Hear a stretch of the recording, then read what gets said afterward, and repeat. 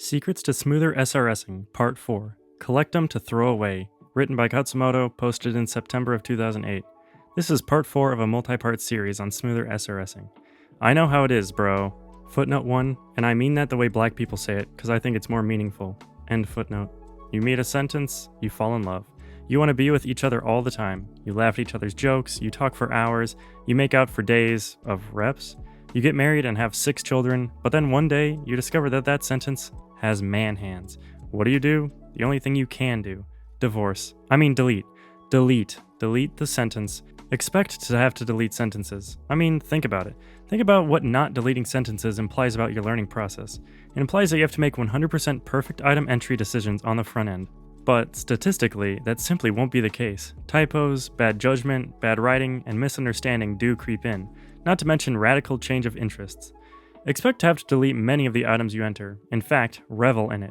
Revel in the weeding. Get that spiel. Get that spiel out of the garden of your collection so that the true flowers can flourish.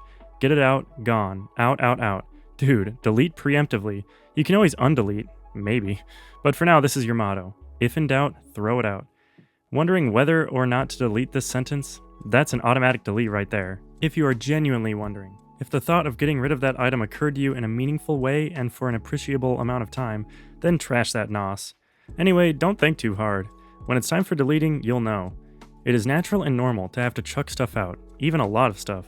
It is only unnatural and abnormal to act as if everything's okay when in fact your SRS collection is full of leeches and duds that are too obtuse or too obscure or too long or too irrelevant or too I don't give a darn, or actually just plain freaking bad writing. Trust me, I've been there.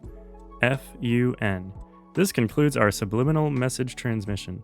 Many people turn this SRSing thing into a numbers game, and they avoid deleting items because it seems like falling back.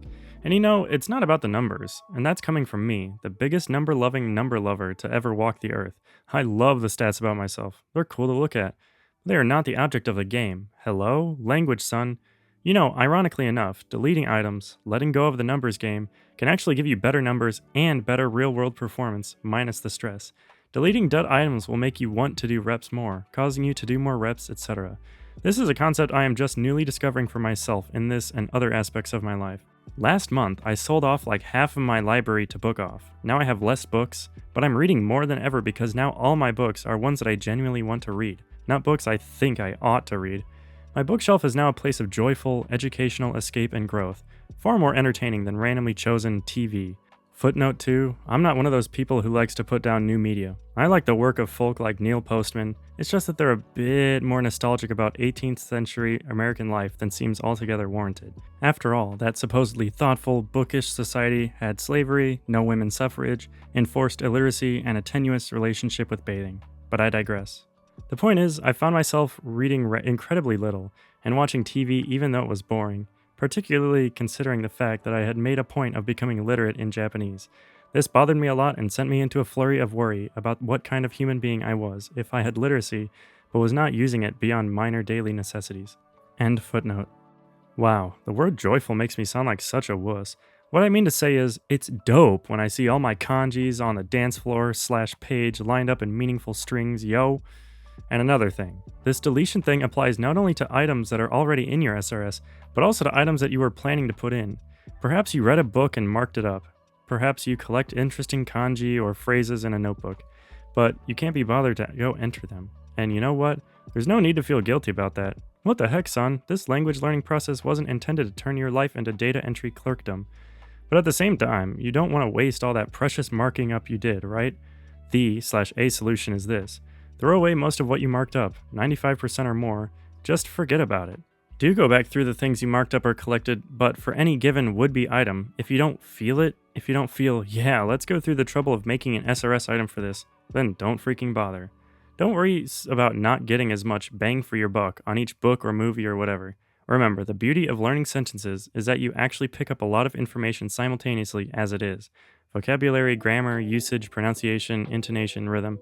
So checking away some or even more sentences is not going to hurt you, since much of the information they contain can be picked up incidentally elsewhere. So if in doubt, throw it out, and if boring, don't put it in.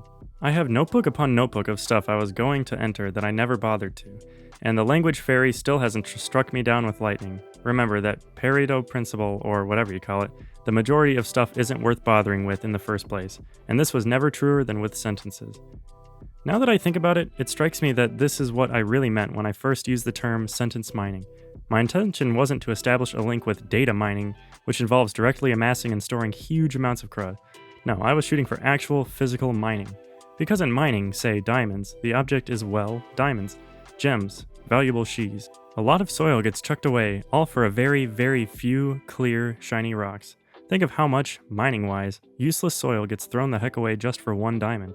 I don't know the numbers, but I imagine the imbalance is obscenely large. Similarly, you're going to be digging through, watching and reading, vast quantities of Japanese and hitting only a very few diamond sentences, i.e. SRS entry-worthy sentences.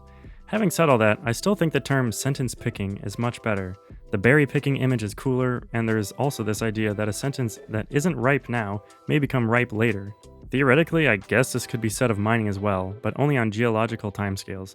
Are you enjoying the sight of someone tangled up in his own metaphors like unto an earphone cord? Thanks for reading. Check back soon for the next installment, Part 5. P.S. Do not ever, ever, ever take actual relationship advice from me. PPS, CPS for details.